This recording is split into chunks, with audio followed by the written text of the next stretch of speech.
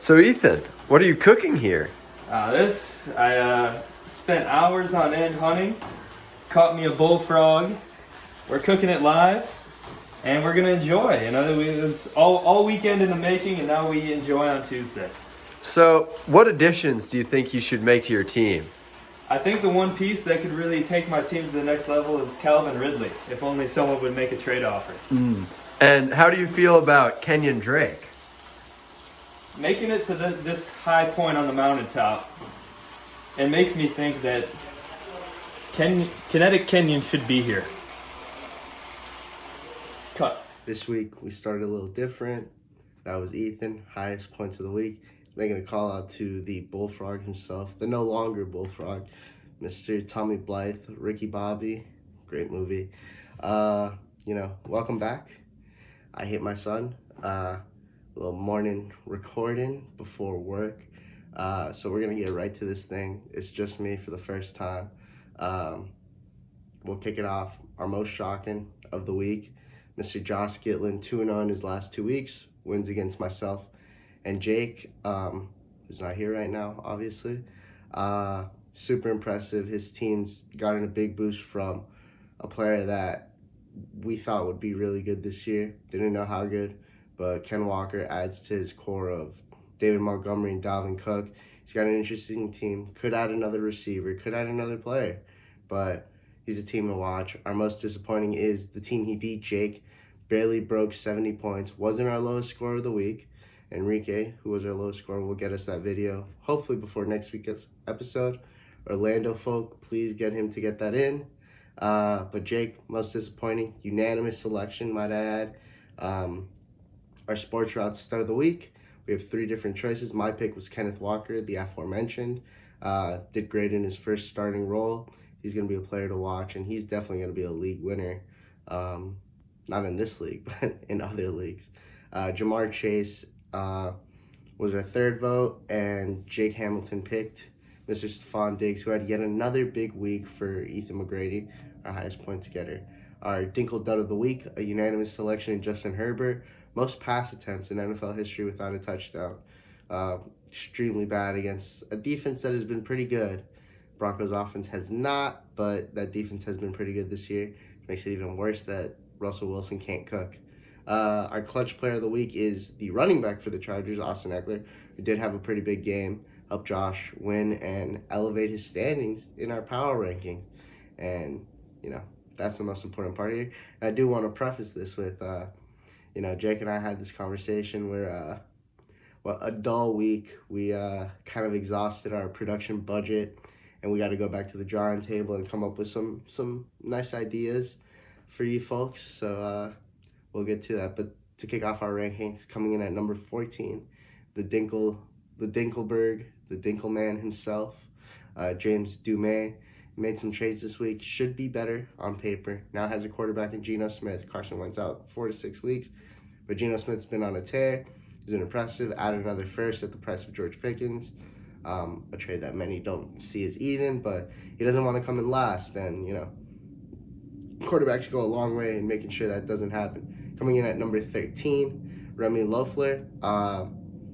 This was an interesting spot, I thought, for him, but that's how the votes turned out. Now with Aaron Jones, interesting trade. There's still a bit of confusion on where his team lies. Is it good enough to be a contender this year? Is it not?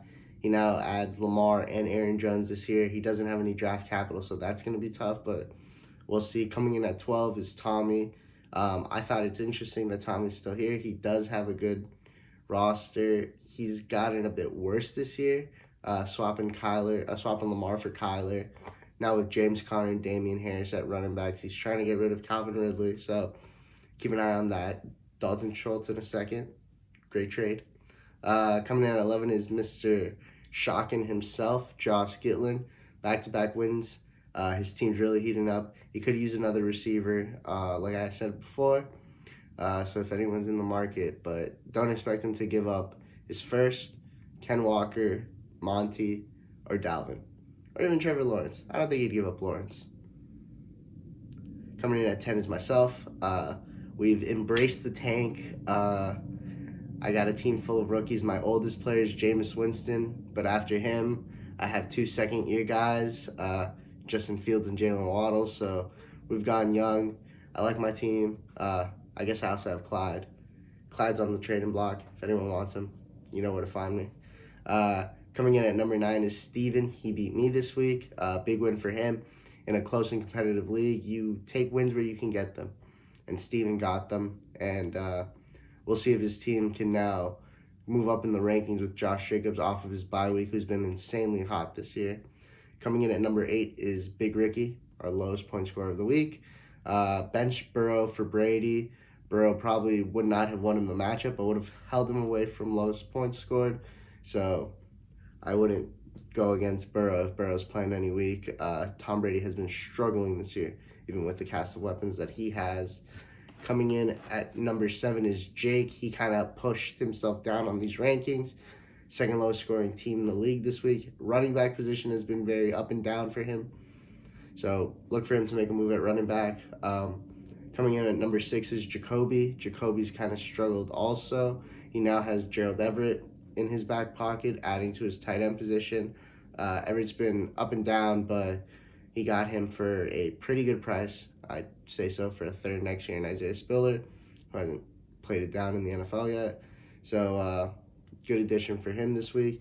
Coming in at number 5, breaking the top 5 for the first time, moving his way up ever so slightly. A team that I said could make its way up here if it could stay afloat. And he stayed afloat with 2 top 5 running backs. Josh Bear, Mr. Country Central himself. His team's been going crazy. He has Tua back now. He has DeAndre Hopkins back now. Austin Eckler and Nick Chubb have been killing it. Michael Pittman's been doing great. And his team's been staying afloat. Mike Williams has been doing awesome. Hunter Henry now at tight end. We'll see if he can produce there.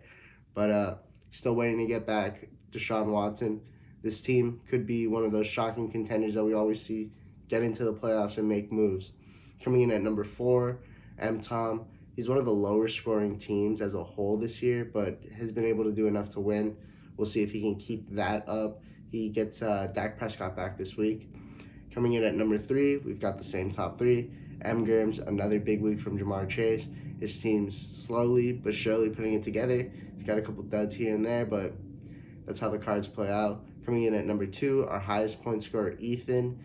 Another great week. You know, he's consistently going to get production from Kupp, Diggs, Christian McCaffrey.